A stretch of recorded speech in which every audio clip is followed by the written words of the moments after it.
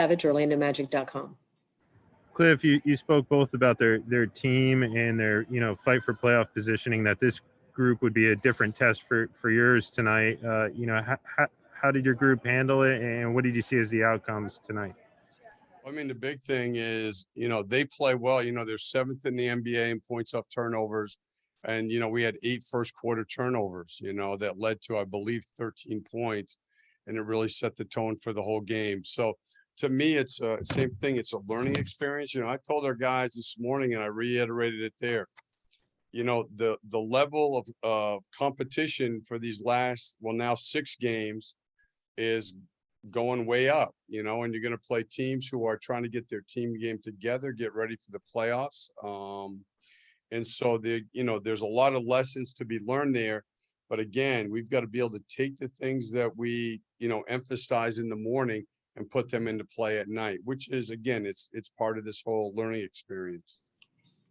Josh Robbins, The Athletic. Steve, what did you see as the cause of the turnovers there? Was that?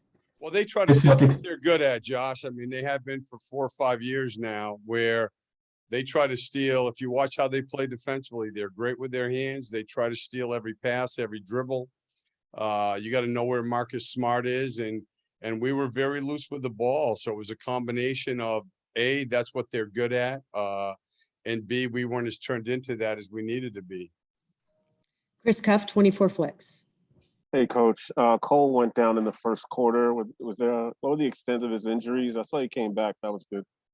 Yeah, no, I think he feels fine. He was able to come back, and listen, Cole's a tough guy, and he loves to play and compete. So it would take a lot to keep him out of there. I just didn't go back to him in the fourth because we were, the game was out of hand, and he's played so many minutes.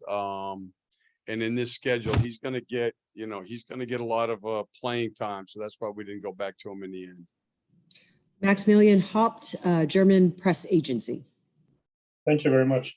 Coach, as stated, I'm working for German media. I was wondering what you can tell me about Mo Wagner and how he has arrived in Orlando, and if you would like him to stay beyond the season.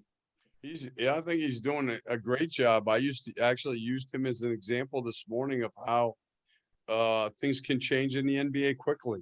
10, 12 days ago, he wasn't on a roster. Now he's, playing major minutes here for the end of the season. So I think what these opportunities do is they give him a chance to try out for everybody. He's smart. He's a good competitor.